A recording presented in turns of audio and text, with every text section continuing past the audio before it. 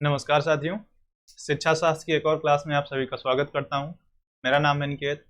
अगर आप चैनल पर नए हैं तो चैनल को ज़रूर लाइक सब्सक्राइब शेयर करें। शिक्षा शास्त्र विषय से जुड़े हैं तो इसको प्लीज़ ज़्यादा से ज़्यादा शेयर करें, जिससे ज़्यादा से ज़्यादा लोग जुड़ पाएँ। तो आज का जो क्लास है वो एजुकेशनल हिस्ट्री से रिलेटेड है, और एजुकेशनल हिस्ट्री के ऑलरेडी 4 वीडियोज़ मेरे चैनल पर पड़े हैं, तो अगर आप उसकी प्लेलिस्ट में जाके देखेंगे तो वहाँ पे मिल जाएगा। अब एजुकेशनल हिस्ट्री एक ऐसा टॉपिक है कि आप चाहे बीए के बच्चे हों, चाहे बीएड, एमएड, बीटीसी कुछ भी कर रहे हो, एजुकेशनल हिस्ट्री आपको पढ़ना ही होता है। क्योंकि अगर आप अपने जिस चीज़ की पढ़ाई कर रहे हैं उस चीज़ की अगर हिस्ट्री ही नहीं जानेंगे तो चीज़ें थोड़ी खराब हो जाती हैं। तो कैसे उसका कालानुक्रम हुआ, कैसे विकास हुआ, तो उसको जानना ज़रूरी होता है। तो उसी सीरीज में आज हम ध्यान देंगे, लेकिन यहाँ पे क्या है, एक थोड़ा सा चेंज है कि हम सिर्फ प्राइमरी एजुकेशन पढ़ेंगे। और बीए के बच्चे चाहे स्टेट यूनिवर्सिटी के हो चाहे किसी सेंट्रल यूनिवर्सिटी के हो, तो लगभग सिमिलर सिलेबस होते हैं, थोड़े थोड़े चेंजेस होते हैं। तो चाहे जहां से बच्चे देख रहे हो तो आप सभी के लिए यूजफुल है। तो अगर हम जो आज प्राइमरी एजुकेशन की डेवलप बात करेंगे तो वो 4 स्टेजेस में बटा है। तो हमारा पहला आता है वैदिक, जिसको हम वैदिक काल बोलते हैं। दूसरा आता है बौद्ध, बुद्धा पीरियड। उसके बाद आता है मुस्लिम।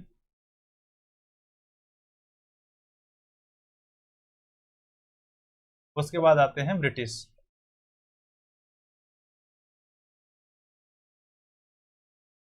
तो इन चारों पे पहले ही बता चुका हूँ कि वीडियोस पड़े हैं। तो उसमें क्या है कि डिटेल में है कि कैसी शिक्षा व्यवस्था थी, क्या मेरिट्स थी, क्या डीमेरिट्स थे, तो उसको जरूर प्लेलिस्ट में जाके देख लीजिए। अब हम यहाँ पे प्राइमरी एजुकेशन की पर्टिकुलर बात करेंगे, यानी एक वहाँ पे क्या था कि पूरी एजुकेशन सिस्टम के बारे में मैंने बताया। यहाँ पे क्या है कि हम उसके एक छोटे से हिस्से, यानी एक पहला भाग जो जमीनी स्तर का है, उसकी बात करें। वैसे भी प्राइमरी एजुकेशन एक ऐसा कॉन्सेप्ट है कि अगर किसी की भी सही से विकास करना हो, किसी भी बालक का, या आप घर बना रहे हैं, इसका सबसे अच्छा एग्जांपल नींव होता है। अगर नींव मजबूत नहीं होगी तो घर मजबूत नहीं होता है, चाहे जितनी मंजिलें आप खड़ी कर दीजिए वो गिर जाता है। तो प्राइमरी एजुकेशन भी बालक की एकदम नींव है। अगर बेसिक्स कॉन्सेप्ट ही कभी अगर किसी क्लियर नहीं होंगे तो आप आगे की चाहे जितनी अच्छी चीजें पढ़ा दें वो फंस ही जाता है। तो उसी तरह हम यहाँ पे बात करेंगे प्राइमरी एजुकेशन के। तो जो वैदिक काल था, यहाँ पे क्या थी कि शिक्षा जो परिवार में ही हो जाती थी। प्राइमरी एजुकेशन जो होती थी, परिवार की जिम्मेदारी होती थी, तो वो सारी चीजें यानी फैमिली के थ्रू ही सीख जाता था। तो उसको स्कूल या विद्यालय गुरुकुल जाने की उतनी जरूरत नहीं होती थी, और वो जाता भी था गुरुकुल या जहां भी शिक्षालय थे तो वहां हायर एजुकेशन के लिए जाता था, या एटलीस्ट 1 to 5 तक वो पढ़ चुका होता है घर पे, यानी घर से ही उतनी शिक्षा दी जाती थी कि उसे एक फॉर्मल एजुकेशन की जरूरत नहीं होती थी। लेकिन जब हम बात करते हैं बुद्ध यानी बौद्ध काल की, तो यहाँ पे मठ और विहार, यहीं से क्या होता है, शिक्षा का स्वरूप निर्धारित हो जाता है। क्योंकि ये मठ क्या विहार क्या होते थे कि जो बौद्ध भिक्षु होते थे उनके रुकने के लिए जगह होती थी। तो वहां से क्या था कि वो शिक्षा भी देते थे। तो यहीं से जो प्राइमरी और हायर एजुकेशन दोनों के लिए, चाहे प्राइमरी एजुकेशन हो या हायर, यहीं से एक सिस्टमेटिक स्वरूप आ जाता है। एक सिस्टमेटिक यानी व्यवस्थित तरीके से क्या होता है, शिक्षा देने की बात, उसका स्ट्रक्चर फिक्स हो जाता है। उसके बाद हम बात करते हैं मुस्लिम काल में। तो मुस्लिम काल में 2 एजेंसीज थी, एक थी हमारे पास मकतब और दूसरा मदरसा। तो मकतब क्या था कि प्राइमरी एजुकेशन के सोर्स हुआ करते थे, यानी जो प्राथमिक शिक्षा दी जाती थी वो मकतब में दी जाती थी कि बेसिक शिक्षा थी, और मदरसों में क्या होते थे, हायर एजुकेशन की शिक्षा दी जाती थी। अब उसके बाद आ जाते हैं हम ब्रिटिश काल में। तो ब्रिटिश काल में बहुत सी आयोग थे, बहुत सी समितियां बनी, जिन्होंने शिक्षा के विभिन्न स्तरों के लिए कई चीजें की कि उसमें कैसे डेवलप करना है, क्या उसमें सुधार करना है, क्या चीज देनी है क्या नहीं, ये तो उनके अकॉर्डिंग था। लेकिन अगर उससे भी पहले बात करें तो 1600 में जब ये अंग्रेज भारत आते हैं, तो अंग्रेज पहले नहीं आते हैं, अंग्रेज के साथ साथ डच भी आते हैं, फ्रांसिस भी आते हैं, और भी आते हैं। तो वो लोग क्या थे कि उस समय जो पहले शिक्षा देने का काम किया था तो वो ईसाई मिशनरीज थे। वो क्या थे कि अपना धर्म प्रचार करने के आए थे, और धर्म प्रचार क्योंकि वो जो भाषा बोल रहे थे हम लोगों को तो पल्ले पढ़ने नहीं थी, तो उन्होंने क्या किया, उस चीज को सिखाने के लिए उन्होंने प्राइमरी एजुकेशन सेंटर खोले थे, और वहीं से एक शिक्षा उन्होंने देने की शुरुआत की। लेकिन जब ब्रिटिश ने पूरी तरह से भारत को गुलाम बना लिया कि हाँ अब भारत हमारे कब्जे में है, तब उन्होंने लगा कि इन्हें शिक्षा दी जानी चाहिए। क्योंकि चीजें उनके अकॉर्डिंग सारी चीजें नहीं हो पा रही थी।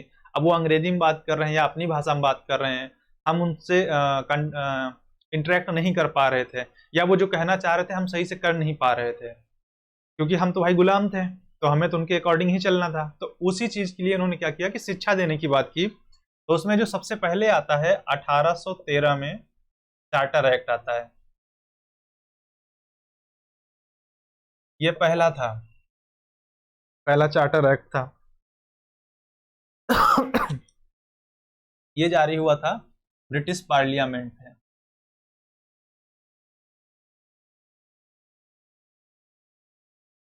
इसका एक नाम बहुत प्रसिद्ध है, हिंदी में से हम क्या करते हैं, आज्ञा पत्र कहते हैं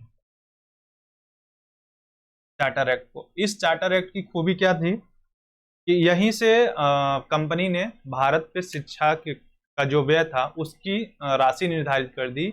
और उसकी राशि क्या निर्धारित की इन्होंने, मात्र 1 लाख। इतना बड़ा विशाल भारत जिसको तुम लूट रहे हो, उसकी राशि प्राइमरी एजुकेशन के लिए प्रति वर्ष सिर्फ 1 लाख रुपए लोग निश्चित किए, भाई 1 लाख रुपए हम खर्चा करेंगे। इसी सीरीज में फिर 20 साल बाद 1833 में चार्टर एक्ट फिर आता है। इसमें कुछ नहीं किया था इन्होंने, 1 लाख की जो राशि थी उसे 10 लाख कर दिया।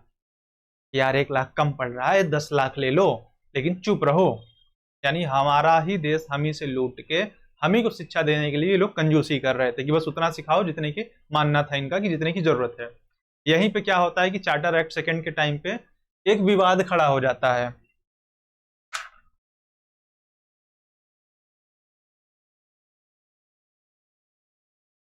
जिसको बोलते हैं प्राच्य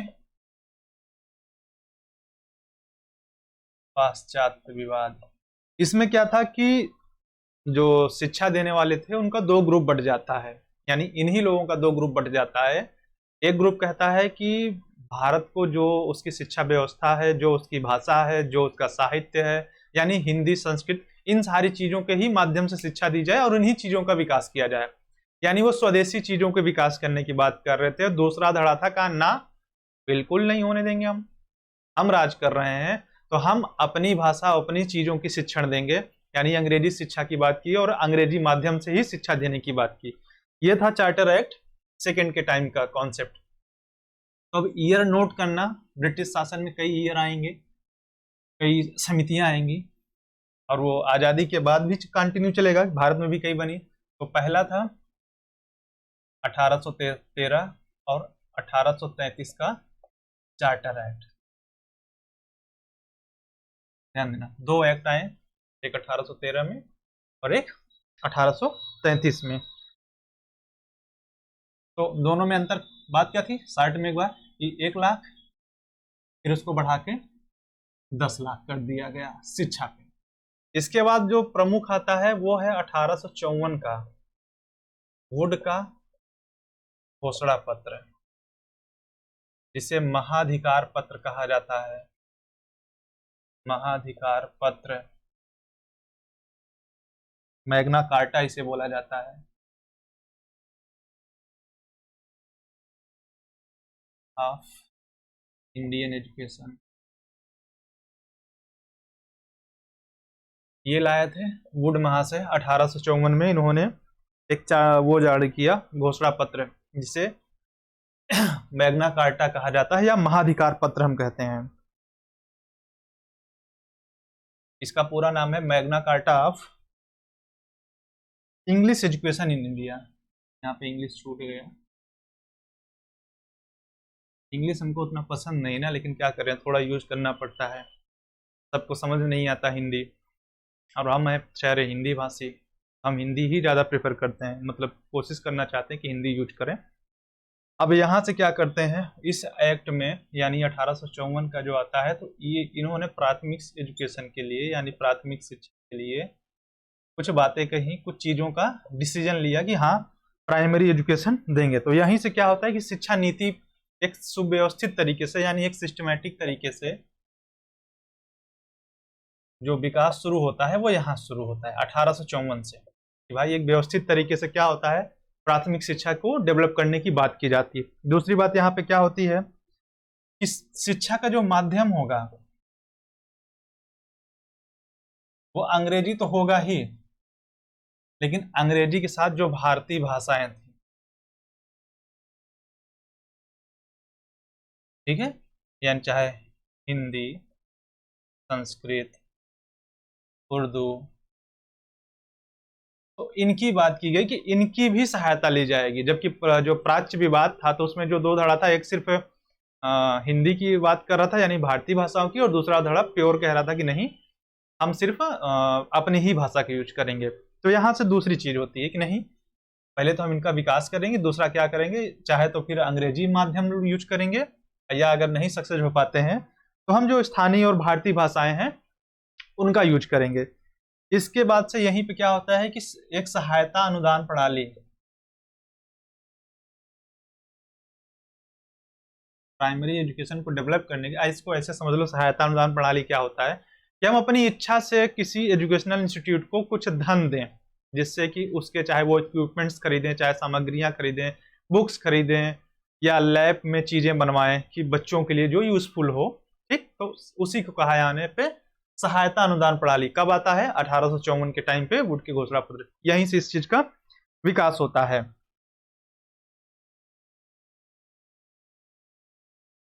यहीं पे क्या होता है, अध्यापकों की प्रशिक्षण की बात कही जाती है। नहीं, ये शिक्षक जो होंगे वो ट्रेन होने चाहिए, उनको ऐसे शिक्षा नहीं दी जाती। और यहीं से क्या होता है कि जन शिक्षा पे पहली बार जन शिक्षा पे फोकस किया गया कि नहीं, प्राइमरी एजुकेशन तो जरूरी है लेकिन साथ में जन शिक्षा भी जरूरी है, उसको हम छोड़ नहीं सकते। तो इतनी चीजें क्या होती हैं, ये 1854 के वुड के घोषणा पत्र में होती हैं। इसके बाद जो दूसरा आयोग आता है वो होता है हंटर कमीशन, हंटर आयोग। इसका जो दूसरा नाम है भारतीय शिक्षा आयोग भी कहा जाता है। यानी चाहे भारतीय शिक्षा आयोग आपसे पूछे या आपसे हंटर आयोग पूछे, ये आता है 1882 में। तो ध्यान देना, दोनों एक ही चीज है, चाहे हंटर कमीशन कह दे आपसे, चाहे भारतीय शिक्षा आयोग कह दे। तो कालाक्रम हम ऊपर अपडेट करते हैं।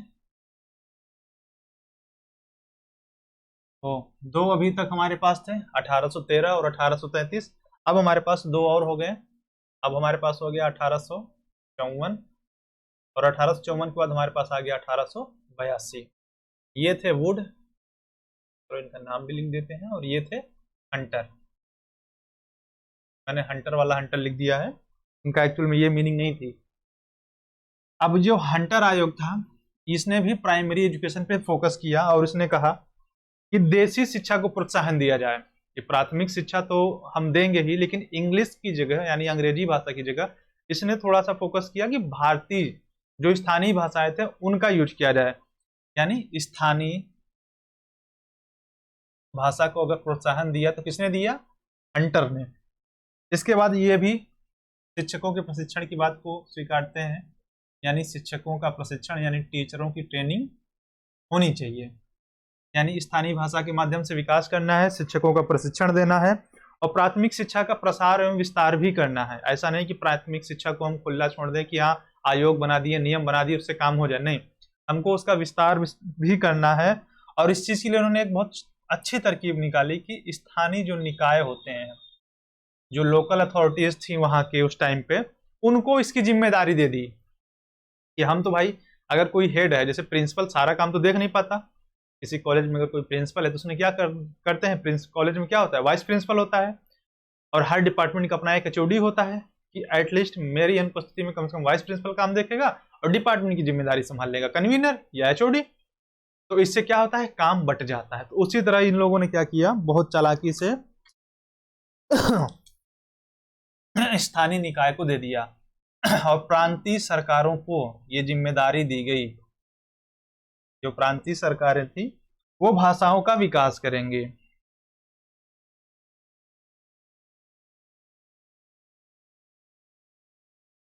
यानी जो भाषाओं के विकास करने की काम करेंगे वो हमारे प्रांतीय सरकारें करेंगे।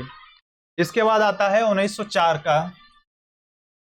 1904 में क्या होता है, यहाँ सीरीज लिख लेते हैं। 1904 में 1904 में ज्यादा चीजें नहीं है। शिक्षा नीति संबंधी सरकारी प्रस्ताव बनता है और उसमें क्या कहता है कि प्राथमिक शिक्षा का सक्रिय विस्तार करना जिम्मेदारी राज्य की होगी। कि 1904 में आयोग बनाता है जिसका नाम था कि शिक्षा नीति संबंधी सरकारी प्रस्ताव। इसमें क्या था कि प्राइमरी एजुकेशन को डेवलप करने की जिम्मेदारी किसको दे दिया गया? स्टेट गवर्नमेंट को दे दिया गया। उसके बाद जो सबसे अच्छा कॉन्सेप्ट था 1906 का, मुझे ये पर्सनली अच्छा लगता है। क्यों? क्योंकि उस समय बड़ौदा के एक महाराजा थे जिनका नाम था सयाजी राव गायकवाड़। इन्होंने क्या किया था कि अपने राज्य में जहां तक इनका शासन था वहां पे इन्होंने प्राथमिक शिक्षा को पूरी तरह मुफ्त कर दिया था।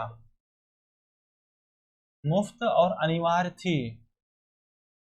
इन्होंने अंग्रेजों के शासन काल में जितना इनका एरिया था जहां तक ये रूल करते थे वहां तक इन्होंने क्या किया था कि प्राइमरी एजुकेशन को कंपलसरी कर दिया था और अनिवार्य कर दिया था, मुफ्त कर दिया था, फ्री एजुकेशन थी प्राथमिक शिक्षा के लिए। ये पहला कॉन्सेप्ट था जो कि फ्री एजुकेशन की बात किए थे। तो ये कब हुआ था? 1906 में। और किसने किया था? बड़ौदा के महाराज ने। इसके बाद 1910 से और 13 के बीच में, 1910 से 13 के बीच में गोपाल कृष्ण गोखले,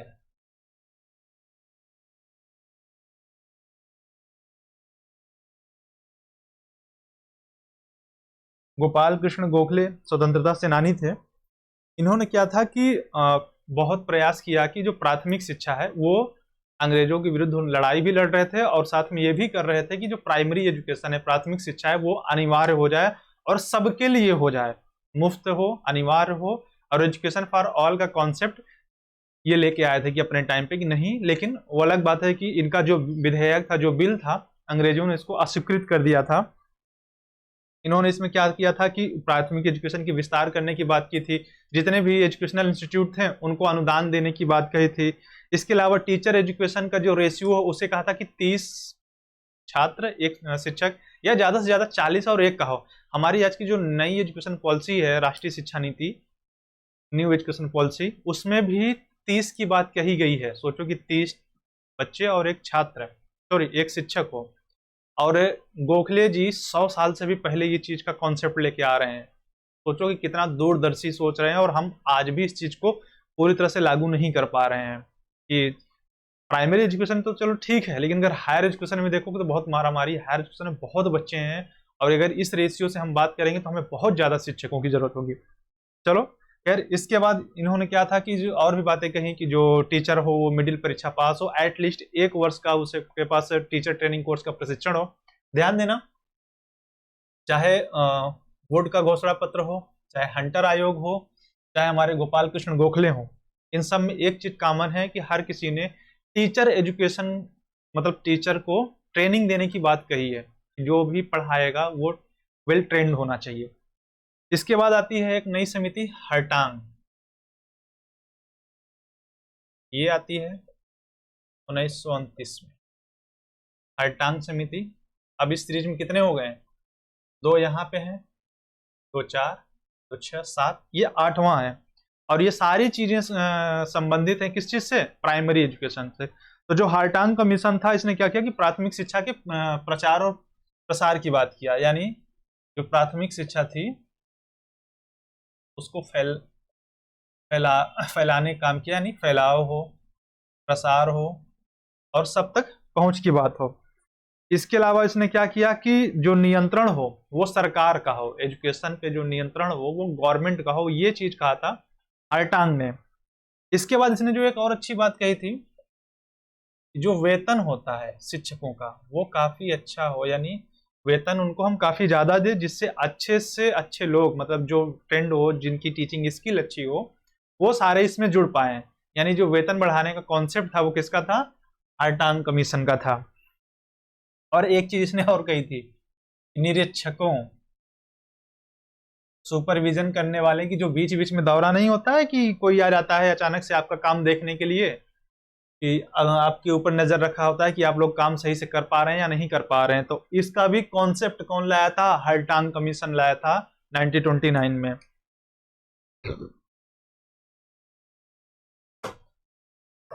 तो ये मेजर इवेंट्स थे जो कि ब्रिटिश शासन में हुए थे 1929 तक प्राइमरी एजुकेशन से। अभी हम मिडिल है, हायर है, तो उसके भी इवेंट्स हैं और वो आगे पढ़ेंगे जो सिलेबस का टॉपिक होगा उसके अनुसार। लेकिन अभी के बाद क्या था, ये मेजर इवेंट्स थे कि 1813 और 33 का चार्टर एक्ट, जिसमें शिक्षा पे बजट 1 लाख फिर 10 लाख किया गया। फिर वुड का घोषणा पत्र, इंडियन इंग्लिश एजुकेशन का मैग्ना कार्टा जिसे बोला जाता है। फिर हंटर कमीशन आया। फिर 1904 में शिक्षा संबंधी नीति बनाया कि इसमें क्या था कि राज्य की जिम्मेदारी होगी, प्राथमिक शिक्षा की जिम्मेदारी राज्य की होगी। फिर 1906 में तायाजी महाराज ने क्या किया कि प्राइमरी एजुकेशन को अपने राज्य में मुफ्त कर दिया। 1910 से 13 में गोपाल कृष्ण गोखले ने प्राइमरी एजुकेशन के लिए लड़ाई की और बिल लाया जिसको अंग्रेजों ने रिजेक्ट कर दिया था। उसके बाद 1929 में हर्टांग कमीशन आता है। उसके बाद यहाँ के बाद क्या होता है कि 1937 में, ये तो अभी तक चलो सारे ब्रिटिश के हो गए, लेकिन इसके बाद 1937 में वर्धा में महात्मा गांधी बेसिक एजुकेशन का कॉन्सेप्ट लेके आए। बेसिक एजुकेशन प्राइमरी शिक्षा ही थी, लेकिन नाम इन्होंने इसका बेसिक एजुकेशन रखा। और ये आती है 1937 में वर्धा, गुजरात में एक जगह है, शायद गुजरात नहीं, महाराष्ट्र में। ये मुझे थोड़ा डाउट है, तो ये मुझे कमेंट में जो यहाँ तक वीडियो देखेगा वो प्लीज बता देना, तो मैं देखूंगा किसका सही है। मुझे डाउट नहीं, लेकिन तुम लोगों के लिए डाउट है कि गुजरात या महाराष्ट्र। ठीक, अब आते हैं यहाँ पे। तो इसमें क्या था कि ये जो 1937 की वर्धा में जो इन्होंने दिया था बेसिक एजुकेशन का कॉन्सेप्ट, तो इसमें वो सारी चीजें थी। जैसे कुछ चीजें उन्होंने गोखले की ली थी कि भाई शिक्षा निःशुल्क हो, अनिवार्य हो, उसका एज हो।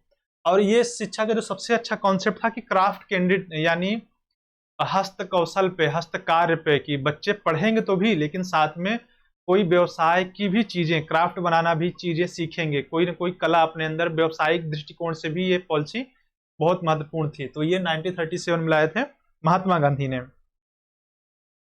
और इसी में एक चीज था कि इन्होंने मातृभाषा, कि ये पूरे विश्व भारत में जब लागू होती है तो इसमें यह था कि जो शिक्षा का माध्यम होगा वो जहां भी लागू होगी वहां की जो मातृभाषा होगा उसी के अनुरूप होगी, किसी अन्य भाषा से कोशिश नहीं की जाएगी देने की। तो ये इसका कॉन्सेप्ट था। बाकी अनिवार्य और निःशुल्क थी, एज टाइम यहाँ पे 7 से 14 वर्ष था। तो ये सारी चीजें थी 1937 के महात्मा गांधी के बेसिक एजुकेशन।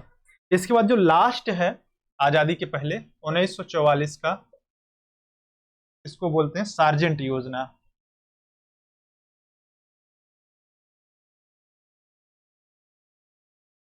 ये लास्ट होता है 1944 में सार्जेंट योजना। इसमें क्या था कि जो प्राथमिक शिक्षा थी, यानी प्राइमरी एजुकेशन 1 to 8, उसको क्या किया था कि अनिवार्य और निःशुल्क कर दिया गया था।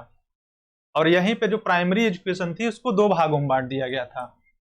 एक भागा था 1 से 5 तक और दूसरा था 6 से 8 तक। इसको प्राइमरी एजुकेशन कहा गया, इसे अपर प्राइमरी कहा गया, यानी उच्च प्राथमिक कहा गया, और इसे प्राइमरी एजुकेशन कहा गया। तो यहीं से इसका बंटवारा होता है। पहले प्राइमरी एजुकेशन 1 to 8 होता था, और इसको जो बांट दिया गया सार्जेंट योजना में 1944 में, तो इसको हो गया कि 1 से 5 प्राथमिक और 6 से 8 अपर प्राइमरी या उच्च प्राथमिक। अब यहीं से क्या किया कि अपव्यय की बात की गई, कि जो नुकसान होता था शिक्षा पे उस चीज को रोकने की बात की गई। यहाँ पे एक चीज कहा गया कि शिक्षा क्या हो, क्रियात्मक हो, सैद्धांतिक यानी थ्योरेटिकल नॉलेज की अपेक्षा प्रैक्टिकल बेस्ड हो, बच्चे करके सीखे, इस चीज पे फोकस किया गया। और यहाँ पे क्या किया गया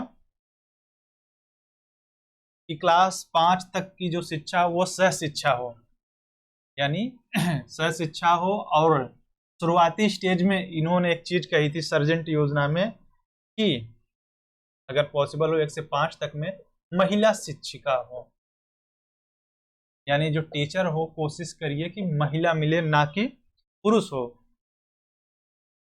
और इन्होंने कहा कि 6 से 8, मतलब जब 5 तक की क्लास पूरी कर ले, 6 में वो एडमिशन लेता है, तो वहां पे मेल की अलग क्लासेस होंगी बच्चों की और फीमेल की अलग। तो डिवाइडेशन जो उसने किया था 1 से 5 तक इसने सह शिक्षा की बात की, और जो डिवाइडेशन किया उसने वो 6 से 8 पे किया कि मेल फीमेल की अलग अलग करेंगे। अब इसको चलो हम लोग थोड़ा सा, ये था ब्रिटिश काल में यानी आजादी से पहले का, और इसको हम चलो थोड़ा सा एक ब्रीफ सारे 1 मिनट में रिसॉल्व करते हैं। कि सबसे पहले हम 4 काल है हमारे पास, मतलब टाइम पीरियड। वैदिक, बौद्ध, मुस्लिम, ब्रिटिश। अब ब्रिटिश के बाद से आयोग बनने शुरू हो जाते हैं, तो शुरुआत कर लीजिएगा 1813 का चार्टर एक्ट। इसमें क्या था, 1 लाख प्रति वर्ष। फिर आता है 1833 का, सेम, बस इसमें क्या था, राशि बढ़ा के 10 लाख कर दी गई। उसके बाद 1854 का वुड का घोषणा पत्र, जिसे महाधिकार पत्र कहा जाता है।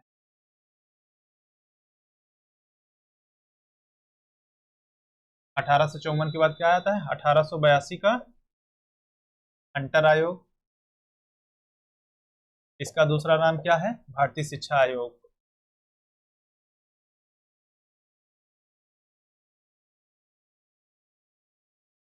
1882 के बाद क्या आया था, चलो मैं ही बता देता हूँ। 1904 आता है, जिसमें क्या होती है कि स्टेट की जिम्मेदारी होगी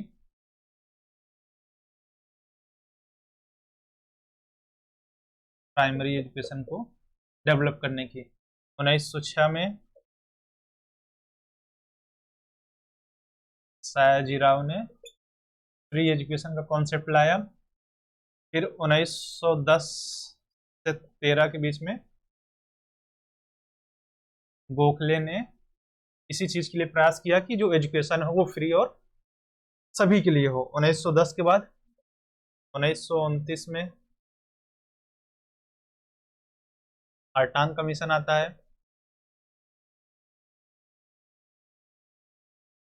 जो टीचरों के वेतन बढ़ाने की बात करता है कि जिससे अच्छे लोग इसमें इंक्लूड हों। उसके बाद 1937 में बेसिक एजुकेशन, और लास्ट 1944 सर्जेंट योजना में कि प्राइमरी एजुकेशन का बंटवारा हो जाता है। तो ये कुल इतने एक्ट हैं जो आज़ादी के पहले हैं, तो इनको काउंट करते हैं 1 2 3 4 5 6 7 8 9 10 एक्ट हैं जिसमें प्राइमरी एजुकेशन का। अगर देखो एग्जाम में क्या होता है कि डिटेल में आता है, तो इसी तरह थोड़ा थोड़ा सबका बताना पड़ेगा कि क्या मेजर इवेंट थे और क्या हुआ था और क्या चीजें बदली थी।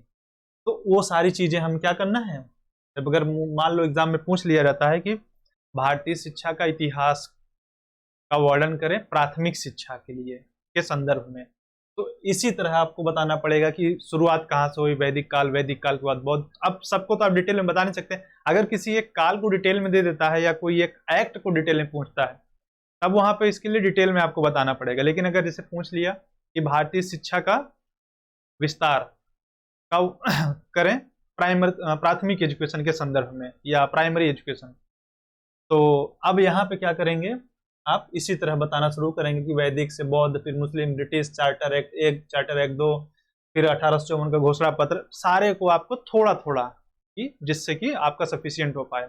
अगर आपको कोई एक सिंगल सा पूछ देता है कि एक किसी पे, तो इस पे भी हम वीडियो बनाएंगे, लेकिन अभी क्या है कि हम जो आपका सिलेबस है उस पर बात कर रहे हैं, तो उसके अकॉर्डिंग इतना आपके लिए सफिशियंट है। और इसके बाद जो दूसरा लेक्चर होगा इसी सीरीज में, वो होगा स्वतंत्र भारत में।